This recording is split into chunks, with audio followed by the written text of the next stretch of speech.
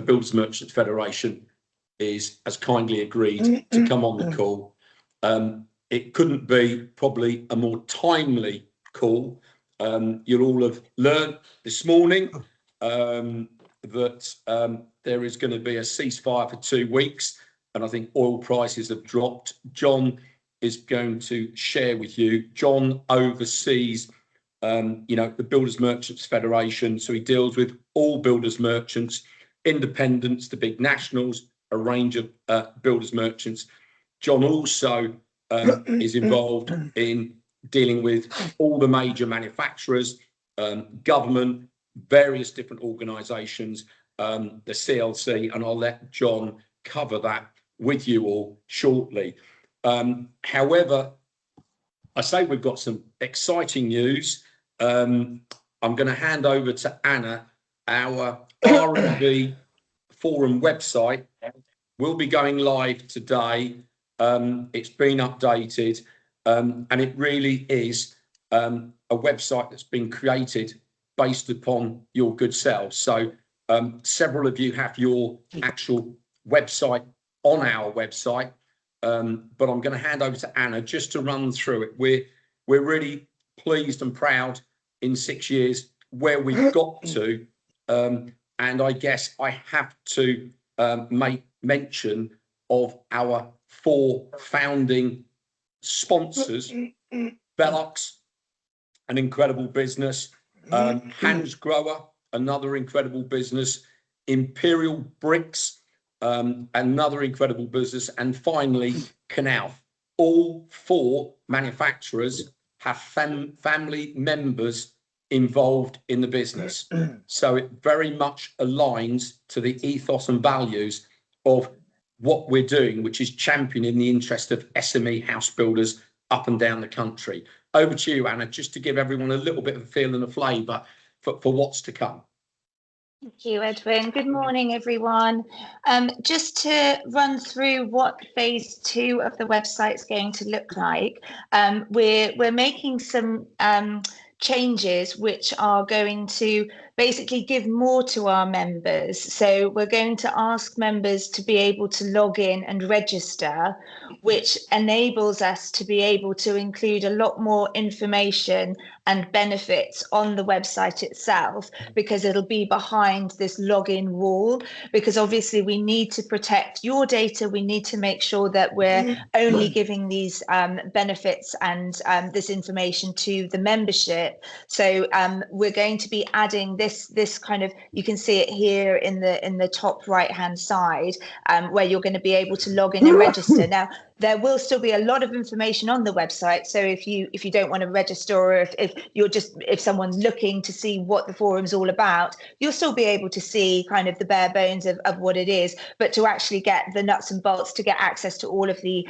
events, to get access to member benefits, to understand who exactly all of the members are, it'll be behind this login wall, which is really exciting. So we'll be communicating exactly what that means for you guys and what you need to give us very shortly in the next couple of weeks. And then here you'll see we've got latest news. So we're going to be asking everyone to kind of send in any information that you're working on. We've got this wonderful letter that we drafted for Alice for International Women's Day that was in Show House. We've got the trip that Velux organised, and obviously Colin Cole appearing on ITV News. So any information that you've got in terms of new exciting sites that you're launching, really innovative schemes that you're working on, or new projects, then please do send that through, because this is going to be featured on the homepage, and then there's also going to be a news page as well, and we can also push this out to our social channels and on our emails. So that's kind of a new feature that we're working on. And then here we've got our associate partners. So this is where we're talking about members benefits. So these are the businesses who are kind of working underneath the founding sponsors, and they're going to be listed at the top here. And you'll be able to see exactly what we're going to be able to give to you in terms of members benefits. Thanks, Anna. I think the other thing that we've got is we've got a charity, the Band of Builders, and those of you that remember May 2020, Show House magazine, Rupert Bates featured the Band of Builders, which was this forum, on the front cover of Show House magazine that goes out to 10,000 people from the industry, and we had a 7-page editorial on this forum in May 2020. So we're coming up to 6 years since that publication, and bizarrely, the company I was working for at the time, we deemed that we couldn't use the word Band of Builders because there was a charity.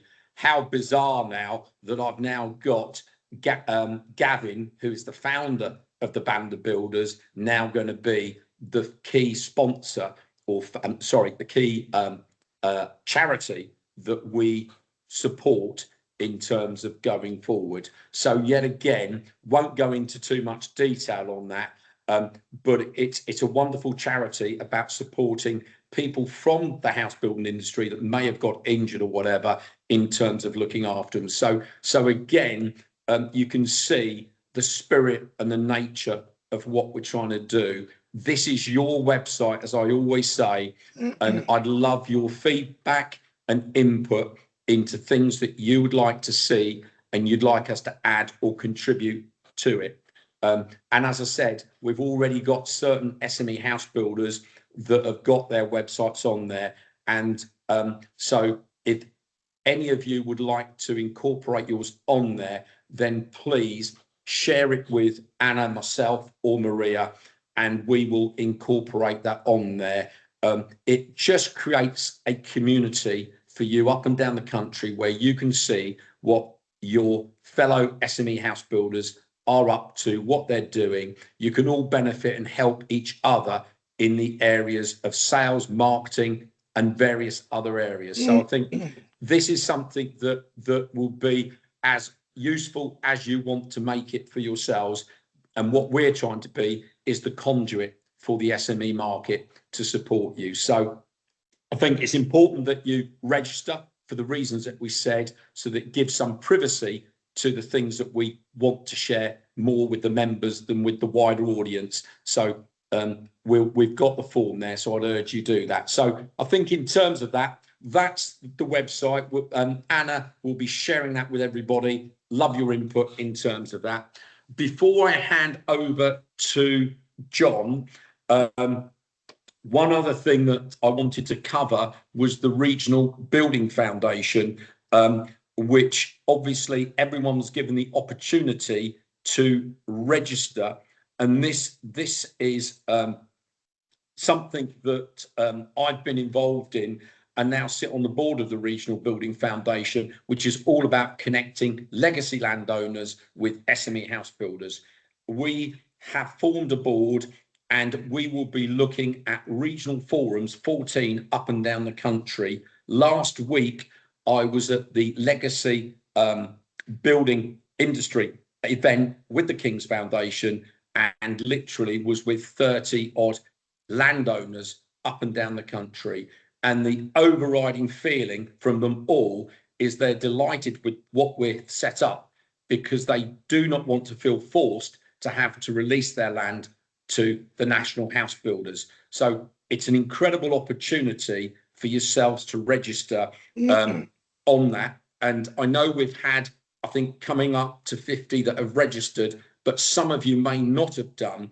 What we're looking to do is to do the initial pilot in the southeast, but we're looking to set up 13 other regional forums, and probably it will be held at Faversham, or maybe at the development at, I can't think of it at the moment, Wellbourne.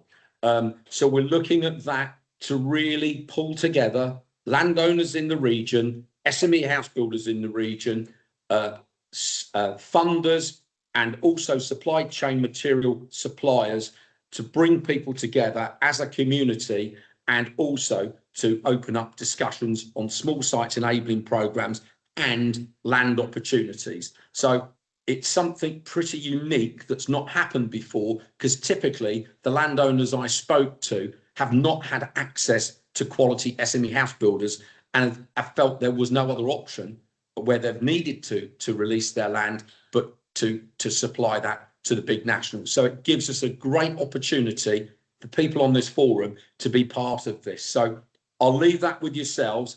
Anna also and Maria will send through a link. So if you want to register, I think we've managed to get that. The registration fee is £250. You won't be paying it. We will just be logging you.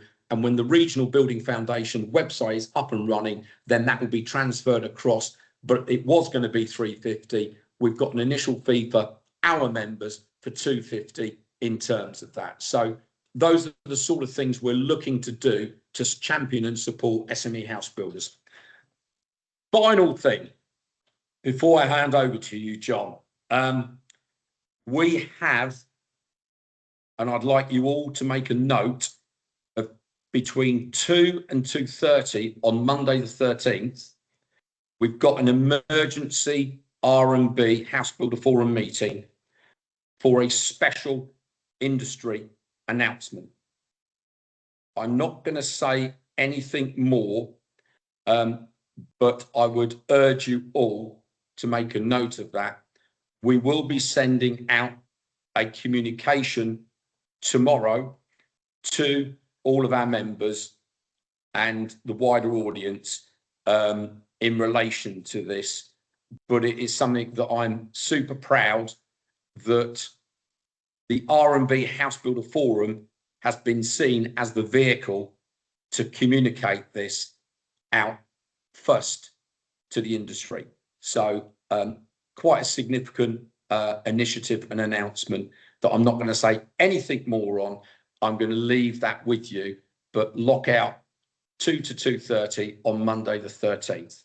So on that note, John, thank you again. I'll let you also do your formal introduction, but today is, our guest speaker, John, as I said, couldn't be more timely in terms of things. I'm going to hand over to you, John, from the Builders Merchants Federation to give an insight and to share with this audience the sort of things that may be happening this year and the things they need to consider in terms of building materials and obviously pricing and where that is likely or looking to go. Over to you, John. Thank you, Edwin. First of all, thank you for the invite. I've met many of you, I think, at various functions now. I just wanted to congratulate Edwin and Anna on the initiative so far. That website looks fantastic. And as a major trade association within this industry, we're very passionate. We share Edwin's passion for the SME house builders, and we very much support and encourage everything that you collectively are doing as a group. So congratulations on 2 major initiatives, Edwin. That's fantastic news. Right, I'm going to talk for about 15 minutes and then we'll open it up for questions. Bear in mind, I put this presentation together yesterday and the whole world has changed overnight, as I'm sure you're well aware. So I'll touch upon where we were yesterday and maybe make a few comments about the impact of what's happened overnight. So just the BMF, you can see behind me with the Builders Merchants Federation, we represent 1,020 member companies. I think there's some interference, and we can mute somebody in the background. That would be really... Just we know from our side he's telling the truth. Excuse me, could someone that is talking please put themselves on mute? Thank you. Thank you. Yeah, so we're 1,020 members. We basically represent the building material supply chain. So as our name suggests, we are predominantly a merchant focused business. We have 525 merchant companies in membership, but 316 suppliers. Our members turnover just under 52 billion, which means we're the 4th largest trade association in the construction industry. So that's who the BMF are, and of course, very happy to have Stark Jewson as one of our core members. Do you want to just start the presentation, Anna, and I'll talk through. And as I said, if you can allow me sort of 15 minutes just to talk through the presentation, I'm very happy to take questions on anything I cover off. So yeah, that's me. Next slide, please, Anna. If you can put that onto the full screen, perfect. I talked a little bit about the BMF. I just wanted also to mention the Construction Leadership Council. Don't know how many of you are aware of the Construction Leadership Council, but during COVID in 2020, and I think I've given 2 or 3 of these presentations over the last few years, the Construction Leadership Council was basically set up to run the construction industry and take the industry through, obviously, what was a significant crisis during the COVID period. And it's really now leading the transformation of the construction industry. Next slide, please. So this is a report that we just published. It's a biannual report that gives you details of the CLC. And again, I would urge you on the call to just go onto the Construction Leadership Council website and just download the report so that you can see basically where we see the future of the industry. Can we change the slide, Anna, please, to the next one? Thank you. Our vision is to lead a new era of delivery in the built environment. So having got this industry through the crisis of COVID, we are very much focused now on delivering a very different built environment from the one that we've actually had in the past, particularly post-Grenfell. Next slide. These are the members of the council, and there's a couple of recognisable names. There are 8 trade associations as part of the council. 3 of them are involved in house building. So there's the National Federation of Builders, there's a Federation of Master Builders, and the Home Builders Federation. And then, of course, you'll see the BMF. And those 8 trade associations, by the way, are pretty much the largest trade associations in the construction industry. There are over 250 trade bodies in this sector, but those are the 8 with any power, and they form part of the council. Next slide, please. You won't be able to read this. It's just I've just taken a page out of the bulletin, but this is the group I wanted to talk to you about this morning, which is the Material Supply Chain Group. As you see, it's co-chaired by myself and Peter Capelhorn, who's the Chief Exec of the Construction Products Association. We basically alternate the chair each month. We meet every month, and normally around about the middle of each month. And the purpose of that group, and there's over 50 on that call now, and one of the invitations I will extend, Edwin, through this group is that if this group wanted to be represented on that group, it's an hour-and-a-half meeting. It talks about all issues relating to the supply chain. We're more than happy to have you represented on that call. I think we obviously wouldn't want everybody on that call, but it includes merchants, it includes major house builders, it includes major manufacturers, some of the ones that Edwin was talking about earlier. And the group provides insights into what's going on in the market, and I really think is the first group to highlight any changes or key concerns. And we do that through a statement. It's a statement that goes around the group. It's a statement that also goes into government. It goes into Treasury, it goes into the Department of Business and Trade, and it also goes into MHCLG. And we know now that this pretty much a 1-page or 2-page max statement is the statement that lots of ministers now read. So as an output from my presentation today, we will circulate through Edwin and Anna, we'll circulate a copy of the latest statement, which was published last week. And I'll touch upon that statement in a second. Next slide, please.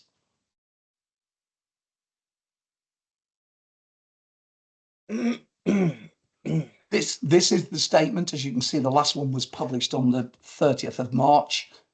It comes from Peter and I as a joint statement, and it talks about some of the challenges that the industry is facing right now.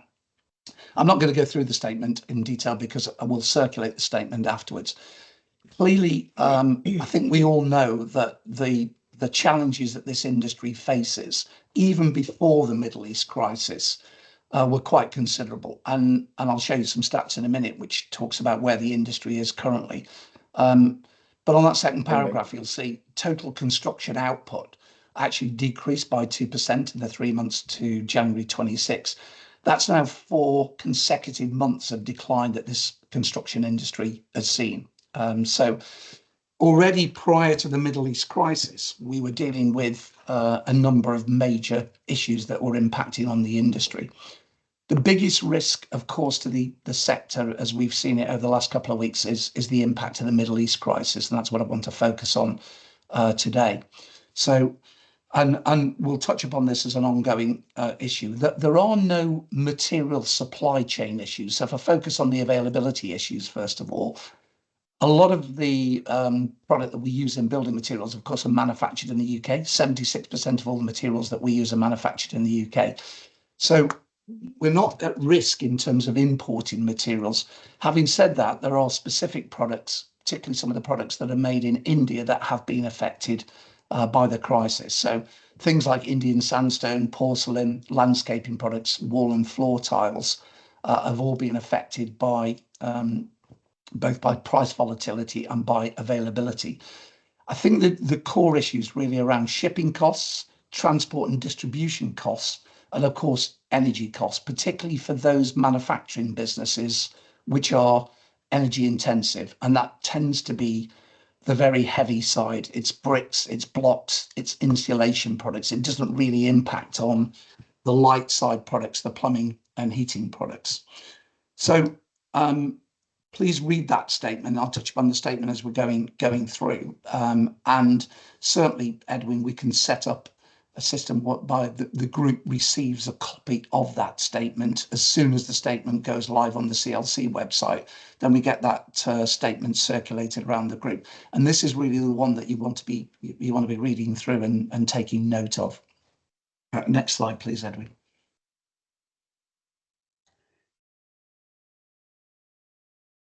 Yeah, this is the situation with merchant sales. So we have we measure builders merchant sales through something called the BMBI, the Builders Merchants Building Index. It's actually it's put together by GfK, and it measures builders merchant sales out. So this was a situation in January prior to the Middle East crisis. So on the left-hand side, you'll see volume sales for the period November to January were already declining by 7.4%, value at around 3.7% decline.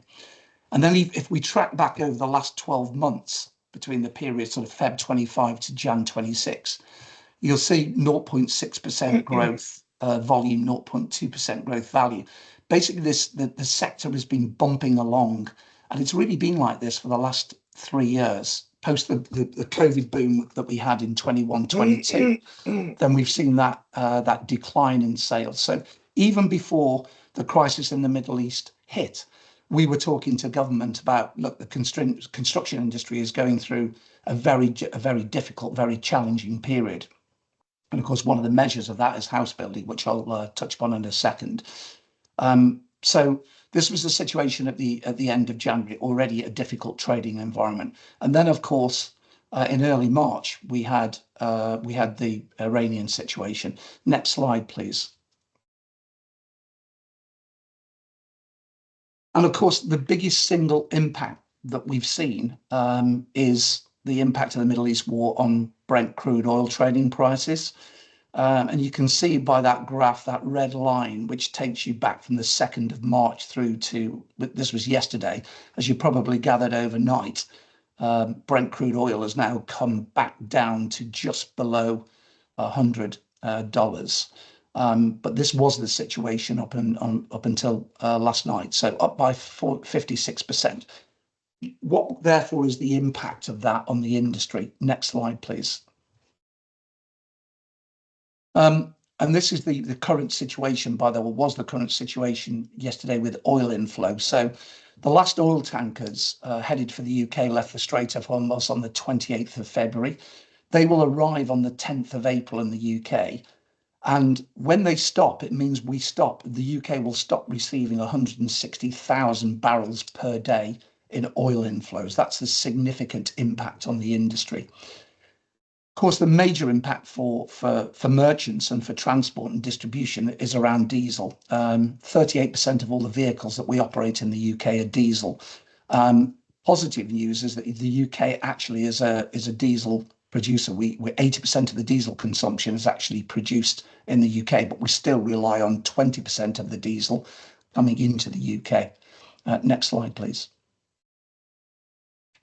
And this is where diesel comes from. So Obviously, the US is the biggest source of our road vehicle fuel, and there's no issues from an availability point of view in the US. But then 60% of those diesel imports come from countries which have been impacted by the Middle East crisis, 12% directly from the Gulf, and then the rest of the imports, places like Sweden, Belgium, India, all impacted on the troubles within Hormuz and within Iran. Next slide. And again, you will have experienced as consumers as well as business people the impact of these the oil increases. First of all, on petrol, where we've seen up until last night, we saw a 15% increase in the cost of petrol. And then next slide, please. More significantly, the impact of diesel, which clearly for any builder's merchant operating their HGV vehicles, then diesel, that level of increase is quite significant, 28% increase in diesel costs, which of course then will have to be passed on in terms of increases in building materials. Next slide, please. Finally, I wanted to finish, so that's the impact. I wanted to finish just talking about house building, and there are various measures that we use. I'm sure as regional developers and house builders, you have your own stats that you look at, but probably the two core pieces of statistical information we look at are directly from MHCLG themselves. One is around energy performance certificates, and we now have those figures up until the end of 25, and then 26, by the way, is only Q1. We only have the information for Q1 26. You'll see the number of energy performance certificates had actually been declining since 2022, around 16% decline in EPC registrations. Next slide, please.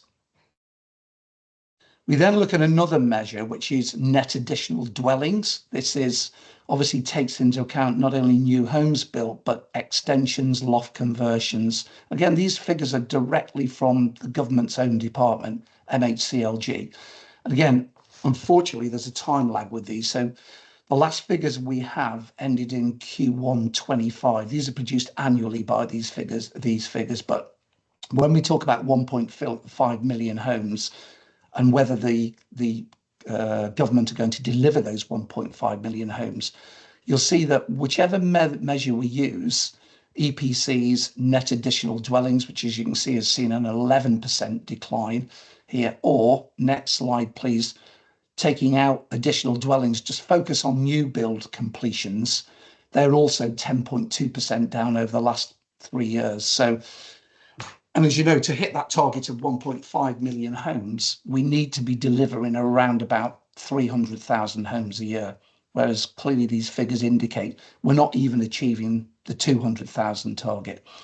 So I guess the point I'm making here is even before the Middle East crisis hit, even before the impact of the last few weeks, we were in a situation where we had a very difficult trading environment. All the stats indicate that actually those January figures I showed you earlier were the worst merchant sales figures in 5 years. And then you have housing stats, which are way adrift of that target of 1.5 million. Next slide, last couple of slides, and then we'll open it up to questions. What's all this done in terms of the forecast for both inflation and GDP, which are obviously the key measures of performance?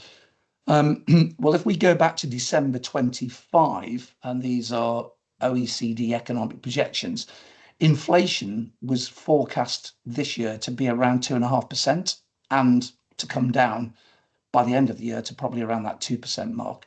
You can see when we got to March and the impact of the Middle East war that inflation forecasts have now risen to 4% for this year and 2.6% in 27 compared with 2.1% back in December. Similarly, the last slide. Next slide, please.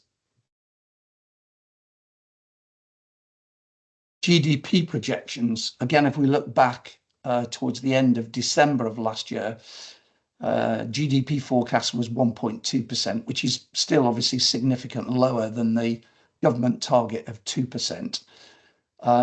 That forecast has now dropped to 0.7% post the Middle East situation, with 1.3% growth in 27. So when we talk about the impact of the Middle East crisis, it clearly hasn't yet had any significant impact around product availability, although there are certain categories, as I mentioned earlier, any imported product, any product particularly that's coming in from India. India takes pretty much all of its energy source from the Middle East, by the way. So a number of factories in India have had to close on the back of that. So you've got that situation added to what was already a very, very fragile market situation. And we, along with a number of other organisations, including the Home Builders Federation, have basically said, look, there has to be some form of government intervention. There has to be some form of government stimulus to housing, because A, you're not going to achieve the targets that you originally set out to be. You're way adrift of those targets, even prior to the Middle East situation. And B, we've now got this added complication of the war in Iran, which will inevitably lead to material price increases because of the impact on energy costs, all the things I talked about earlier, which will then considerably dampen demand for the future. So it's a really tough trading situation, and it's a crisis that's added to a number of other crises. And I think for many organisations, it's kind of the last piece. It's the last piece of the jigsaw, the final nail in the coffin, because as you guys already know, you all run your own businesses. This added on to national insurance costs, issues around inheritance tax issues, minimum wage. It's a series of costs and headwinds that have impacted on this industry. But it's yet another crisis, if you like, on top of a number of other crises. So, sorry not to be particularly positive, and I'm positive by nature, but I just wanted to give you a real understanding of where the sector and where the industry was, both prior to the Middle East crisis and post-Middle East crisis. And then, yeah, happy to open it up and take questions. I can see a few hands up, Edwin, so yeah, John, I'll pass over to you. Let's come out the slides. We'll just take back to the screen. Well, John, firstly, thank you. I think all of us are better placed when we deal with reality. You know, I'm naturally optimistic, but I'm a realist now of what's going on.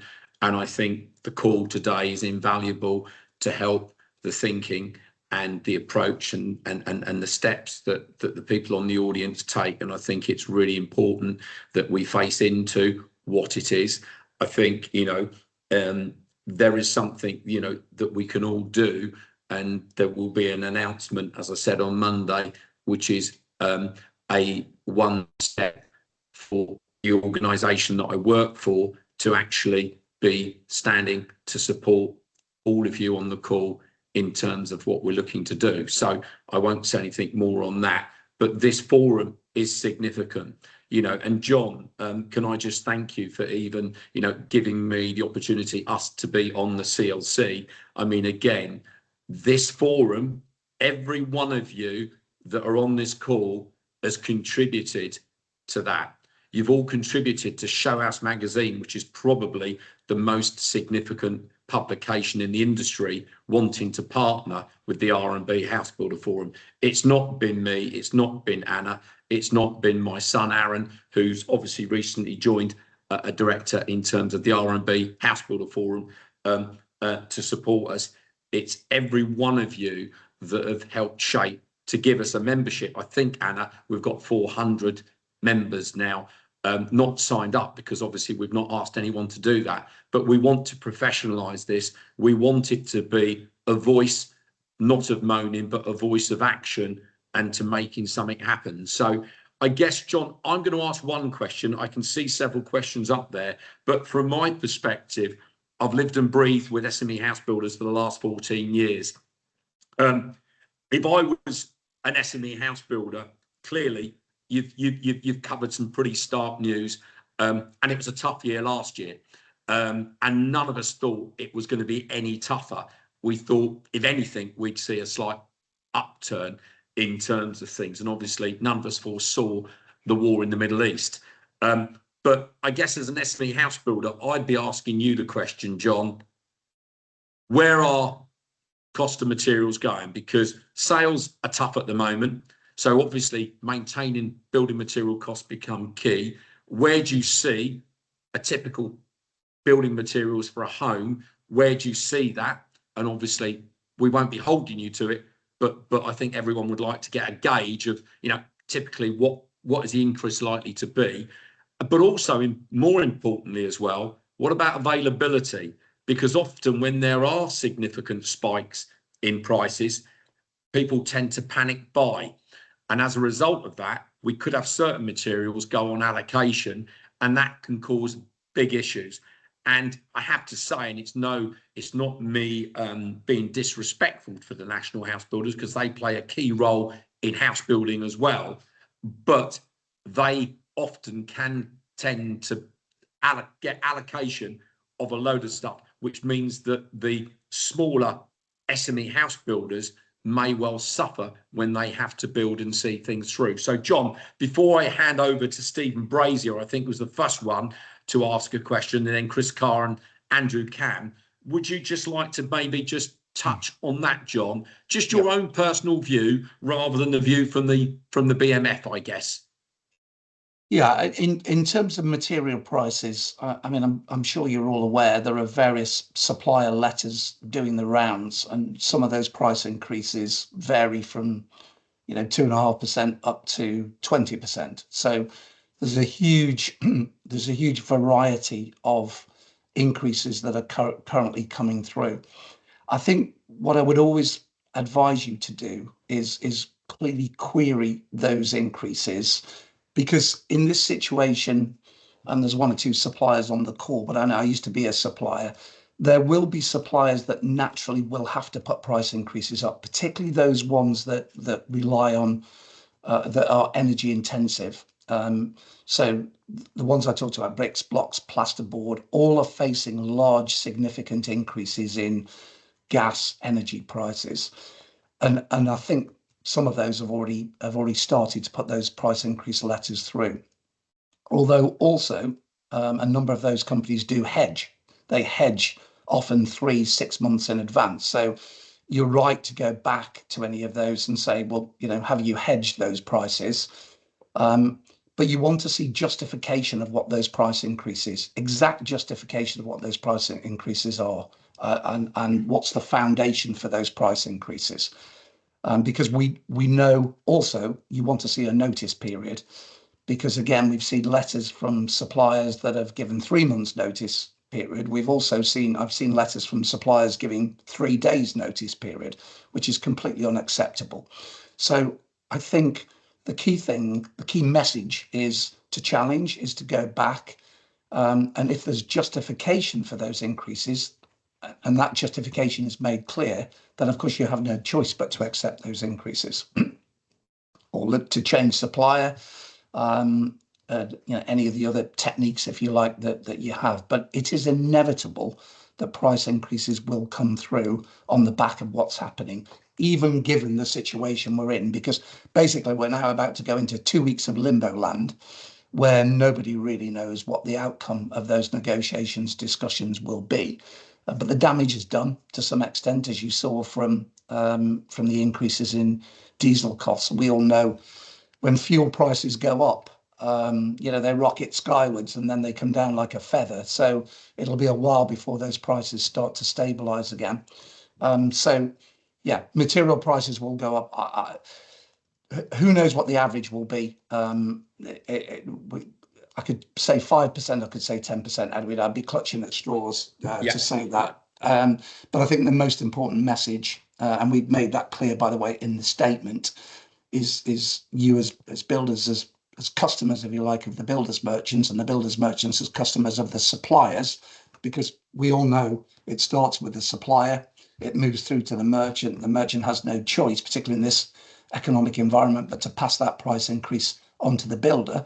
And then ultimately, of course, you have to absorb that increase, or you have to pass that increase onto your customer. That's your choice. But ultimately, it's probably the end consumer that will be paying more. But yes, we will see price inflation in building materials. John, thank you for that. And I guess just my thought to everybody is forward planning, thinking ahead, getting agreements in place in advance for any of you obviously makes absolute sense, because it means we can work, any merchant can work with you and plan and allocate and have things organised in advance. So I think certainly to mitigate the risk as best as possible, sometimes it would be very wise to really think very much more ahead and plan things and arrange things so that it's visibility to the merchant that you're dealing with, and visibility therefore for the merchant to have with the supplier, the manufacturer. But I'm going to hand over to Stephen Brazier from Aquina Homes. Good morning, Stephen. Over to you. Morning, everyone. John, thanks very much for a very useful update and profile. And you've answered one of my questions already in terms of the nature of hedging by some of the sort of heavy side materials, which I assume would happen, but good to hear that has happened. We are obviously in an unknown or a difficult situation, and SMEs inevitably suffer more because larger companies typically have longer term arrangements and annual price sets on a lot of their materials.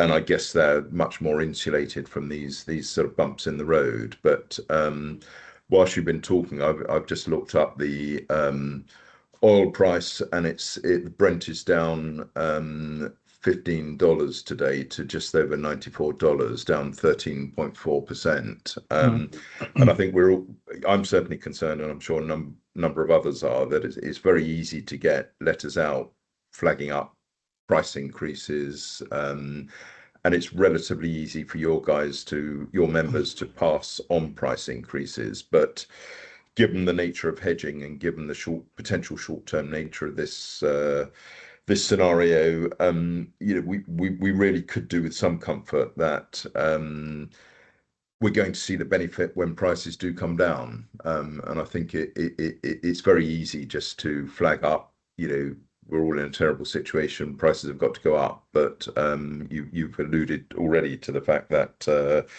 prices tend to come down far more slowly. And today we've seen a say 14-15% reduction in Brent. I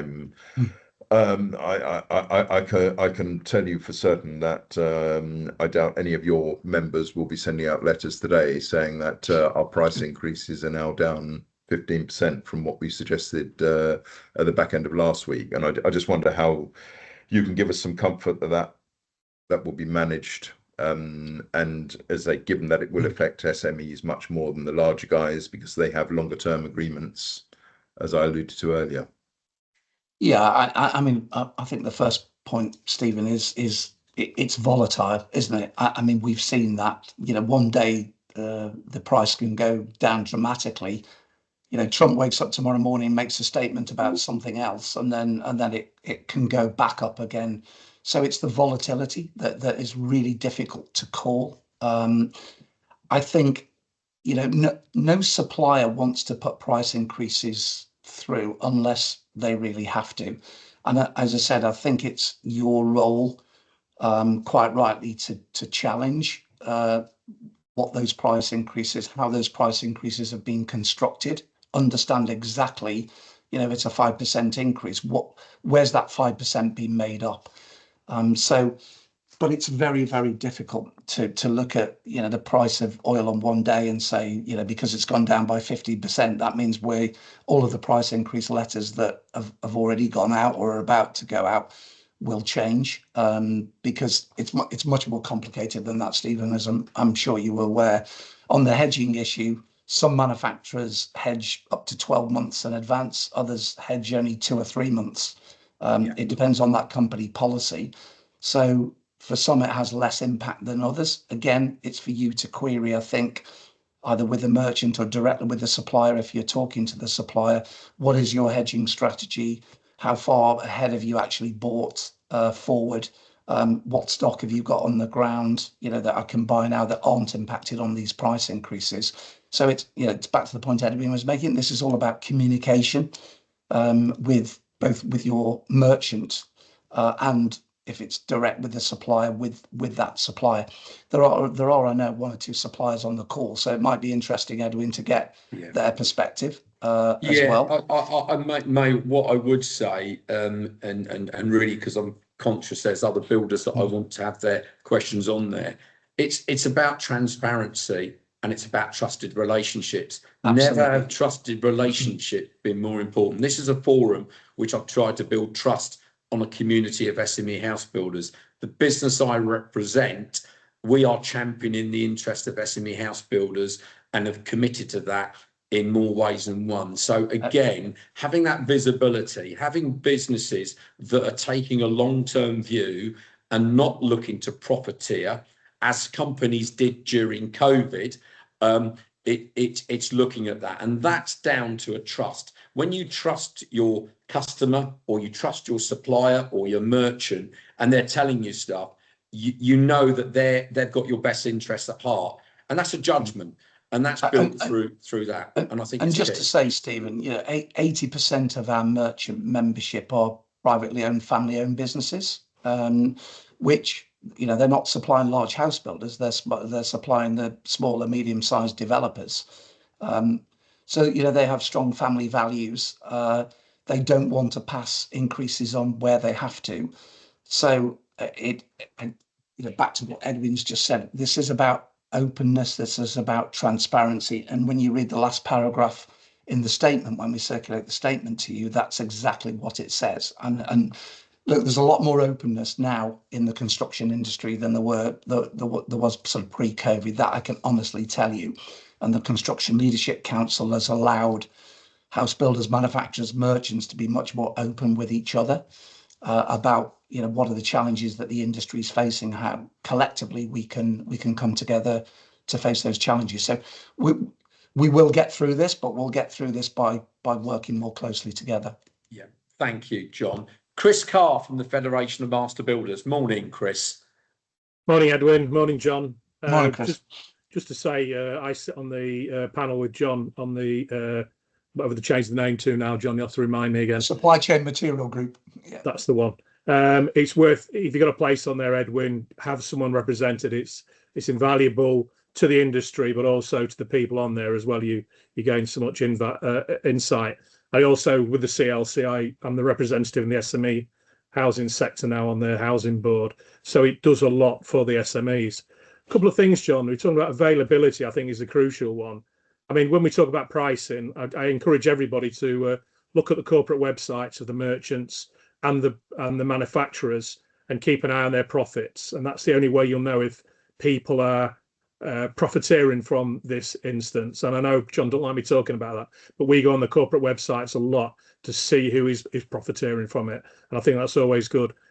With the CPA, John, it would be good to get some sort of agreement from the manufacturers that the materials will go to the merchants, because that's our biggest worry. I know you're the kind of broker, you're the middleman between the manufacturers and us, the SMEs, but we need reassurance from the manufacturers, and I want them to come out openly and say, yeah, we're going to give 50, 60, 70% of our materials to the merchants, because like Edwin said before, that the PLC companies have direct accounts with the manufacturers, and they're the ideal to stockpile, and we're only as good as our weakest link. So if someone stockpiles air source heat pumps and radiators or anything like that, then we're screwed. We can't deliver our product. So that's one thing. The second is, are we still reliant? I know we were reliant on cement coming from Morocco and Turkey.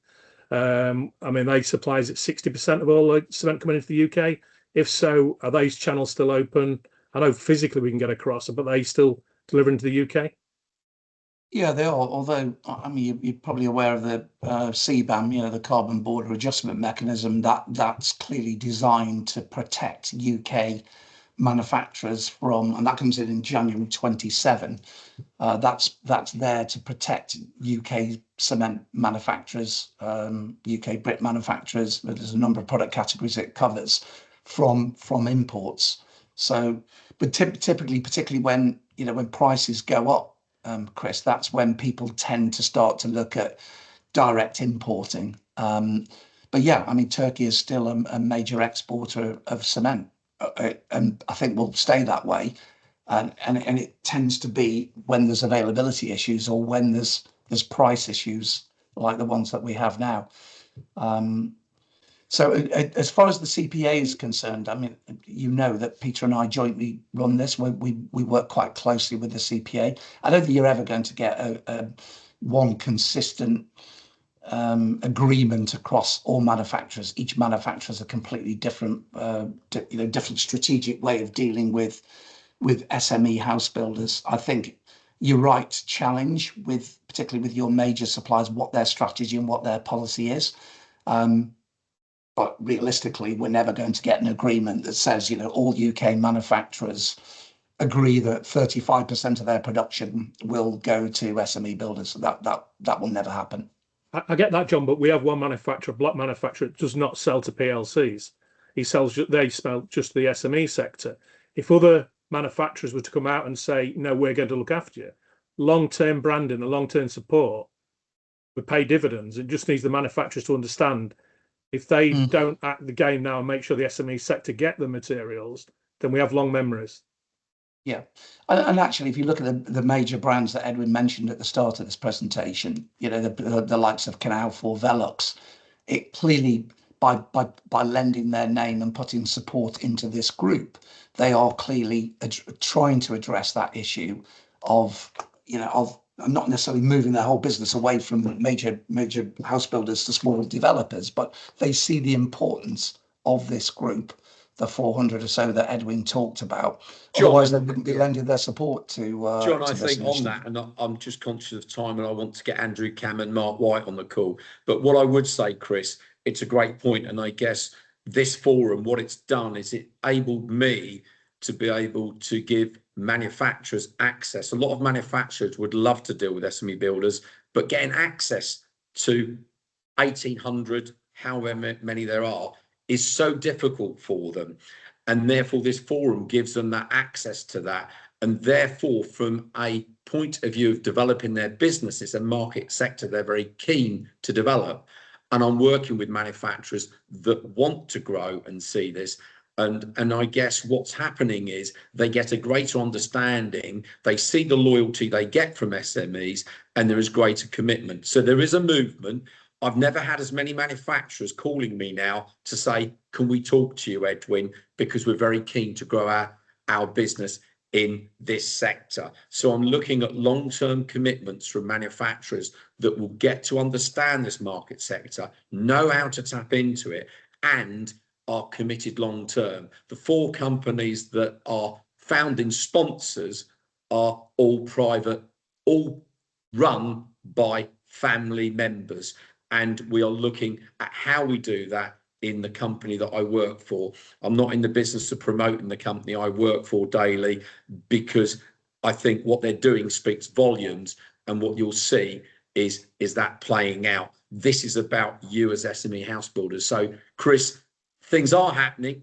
It doesn't happen as quick as I'd like it to, or you, but there is a commitment, but forward thinking on behalf of SME house builders to get stock, to get air source heat pumps specified and put in place 6 months before they need it is a key ingredient to ensure that they don't have issues on site where suddenly they don't have plasterboard or air source heat pumps, etc., etc. But I am addressing the supplier issue, rest assured. And this forum enables me, it gives me the influence or guest power to do that, because collectively, the people on the call here represent a top 10 volume house builder in terms of the numbers you build. So you are significant collectively, and that's what we're trying to create.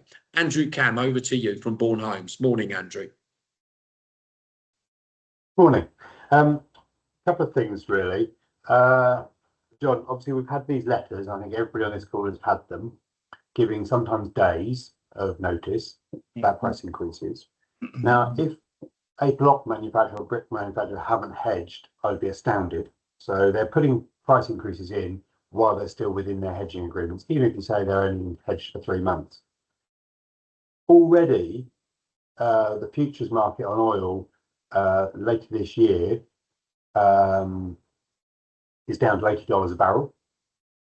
If you look at the last wars in the 2000s, all of the oil price, and this came from a Lloyd's economist, every single one, the oil price has been lower after 6 months of that war starting. So I believe a lot of companies are profiteering. Now, I hear what Chris says about looking at their results, but it is easy to hide extra profits. And I would like to see, and I don't know how Edwin feels about this, all the members on this, where they see unjustified increases, and I'm seeing them across the board. You know, I know it's not part of your thing. I've seen a skip company increase their price by £10 per movement. That's a collection or exchange per movement. That's around £200 a day claiming diesel price. That's an outrage. Yeah. I would like to see some of those companies that are profiteering outed, and then we can all make our own decisions going forward, because that's what's happening. And I won't get into the whole C word, but I do believe there's a chunk of that in certain industries, whether it be concrete or others, where price increases seem to be timed to match each other's. I don't know how you feel about that, Edwin, really. And also, John, you mentioned about passing on our price increases to our customers. You're obviously not really sure about how house building works. Our price is set by what someone will pay for that property. We can't just go, oh, we've had a bit of an increase in the property, the material price, and chuck 5 or 10 grand. The market doesn't wear that. So our price is set by a greater amount, not by us. So we have to swallow those price increases. And I do believe a lot of them are unjustified, and I do believe that your bigger merchants should be challenging them. Don't get me wrong, I challenge them a lot, and I'm collating a list of the ones I think are profiteering, where they're adding 15% to PIR insulation. Why? Yeah. Andrew, perhaps we can take this offline.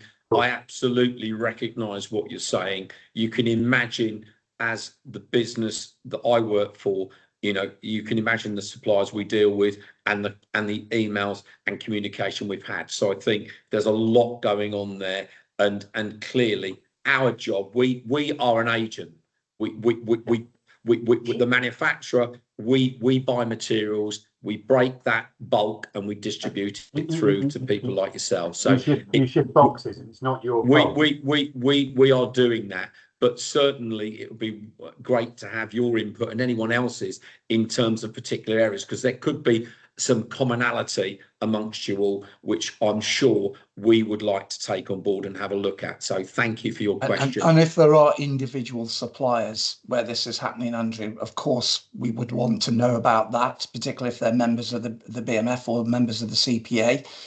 If you have an indication of profiteering, it's always, price increases are always very contentious, and there are some, I'm sure there are some very genuine, very valid reasons, and equally there are others that just tend to follow suit because of my competitors gone up by 5%, then I should go up by 4.8%. You know, I'm sure there's some of that happening.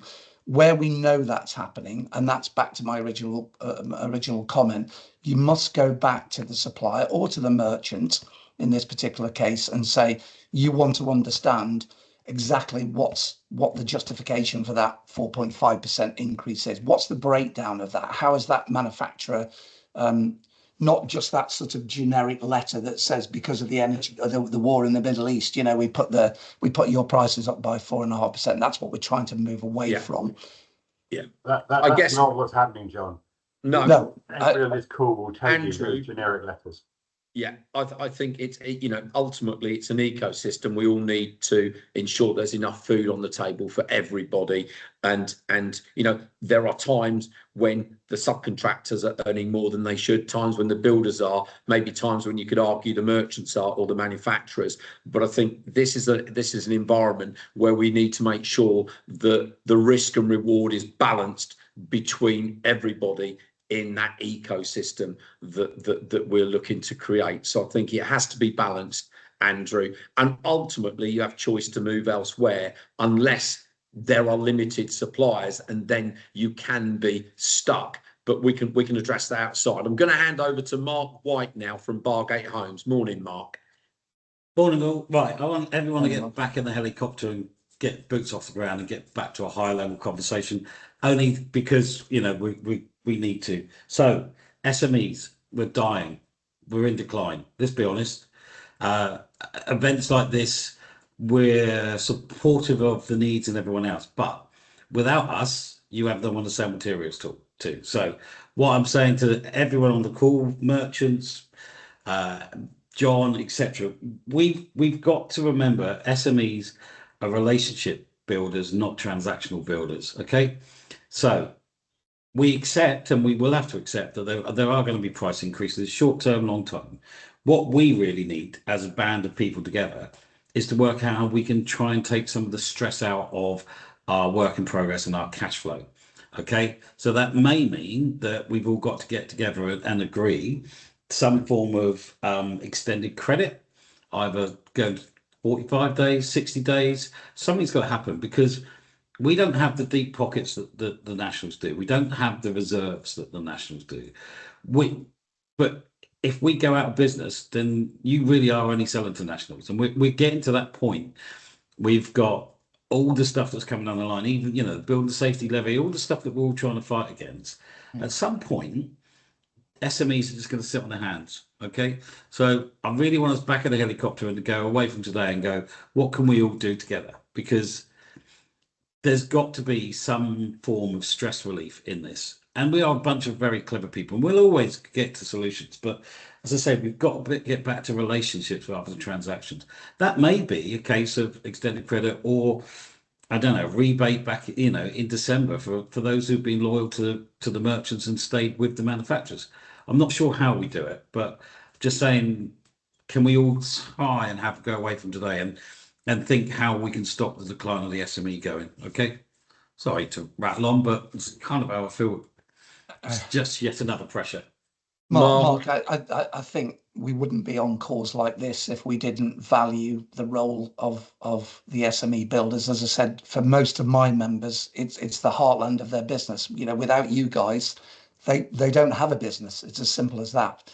So, that's why Edwin knows how personally I'm passionate about supporting this group and the initiatives that Edwin is trying to pull together here. And obviously looking forward to the announcement next week, and I'm sure that will be another initiative. Just one point I was going to make, by the way, is when the independent merchants found the same problem, they formed buying groups. If you go back sort of 20 years when this problem was basically the independent merchants were facing it, you had the formation of buying groups. We now have H&B, Fortis, MBG. The whole reason those buying groups came together is because collectively the group is far stronger, particularly in negotiating and purchasing, than individual merchants. So I'm not saying that's right or that's relevant for this group. All I'm saying is that had the independents not banded together and formed buying groups 15, 20 years ago, there would not be an independent merchant